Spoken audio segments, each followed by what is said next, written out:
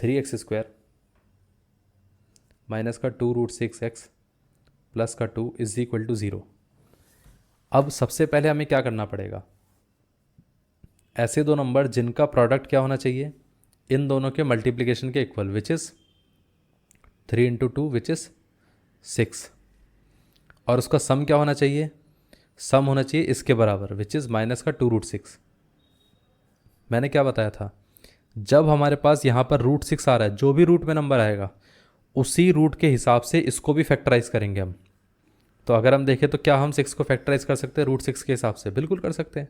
इसको √6 × √6 ऐसा लिख दिया हमने, ठीक है। अब आप एक चीज़ देखिए, ये नंबर नेगेटिव है और ये नंबर पॉजिटिव है, सम नेगेटिव आ रहा है और प्रोडक्ट पॉजिटिव आ रहा है। या तो दोनों नंबर, देखो प्रोडक्ट पॉजिटिव कब आ सकता है, जब दोनों नंबर पॉजिटिव हो, वो तो हो नहीं सकता है क्योंकि सम तो नेगेटिव आ रहा है। तो या तो दोनों नंबर नेगेटिव हो तब भी प्रोडक्ट पॉजिटिव आ सकता है, लेकिन सम नेगेटिव आ सकता है। ये पार्ट क्लियर हो गया। तो ये दोनों नंबर पॉजिटिव तो हो नहीं सकते थे लेकिन नेगेटिव हो सकते थे। तो अगर मैं माइनस का √6 और माइनस का √6 लूँ तो कितना आएगा, माइनस का 2√6। तो इसको हम स्प्लिट कर सकते हैं माइनस का √6x में और यहाँ पर माइनस का √6x में। ये पार्ट कितना आ गया, प्लस का 2, और ये कितना आ गया 3x²। इतना क्लियर है। अब देखिए यहाँ पर क्या हम √3 कॉमन ले सकते हैं, हम √3 भी कॉमन ले सकते हैं, साथ में x भी कॉमन ले सकते हैं। तो यहाँ पर क्या बचेगा, यहाँ पर बचेगा √3 और यहाँ पर बचेगा x। माइनस का कितना आएगा, इधर से हमने √3 कॉमन ले लिया तो माइनस का इधर आ जाएगा √2।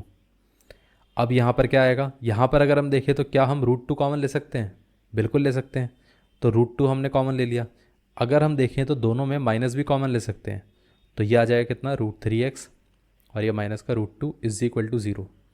अब आप सोचिए √3x माइनस √2, √3x माइनस √2, अगर हम इसको कॉमन ले लेते हैं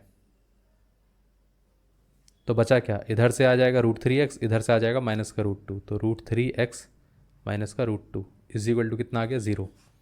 इसको अगर हम 0 से इक्वेट करेंगे तो कितना आएगा, √3x माइनस √2, √3x माइनस √2 दोनों में सेम ही आ रहा है। तो x की वैल्यू इधर कितनी आएगी, √2/√3, इधर भी √2/√3। इतना क्लियर है। एक तो इसका सोल्यूशन ये है, इस तरीके से हम सॉल्यूशन निकाल सकते हैं।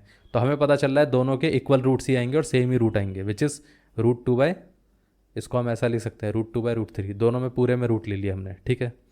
एक तरीका तो ये है इसका सोल्यूशन निकालने का। अब इसका दूसरा तरीका भी हो सकता है, वो क्या रहेगा, वो ऐसा भी हो सकता है 3x² माइनस का 2√6x प्लस का 2 इज इक्वल टू 0। अगर हम देखें तो इसको अगर हम रूट में रख देते हैं तो ये कितना आ जाएगा, √3x, इसका होल स्क्वायर हम ले सकते हैं क्योंकि √3 का स्क्वायर है ये और ये x का स्क्वायर है, तो पूरे को हम स्क्वायर कर सकते हैं।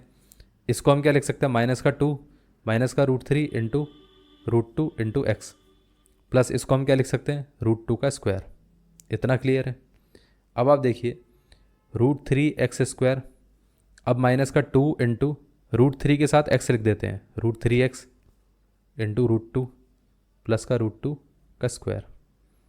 अगर हम इसको ध्यान से देखें तो ये टर्म तो बिल्कुल वैसा ही है जैसे हमारे पास a² माइनस का कितना आता है 2ab प्लस का b, जहाँ पर हमारे प्लस का b², जहाँ पर हमारे पास a की वैल्यू है √3x, b की वैल्यू है √2, और ये कितना आ गया 2 times of a into b।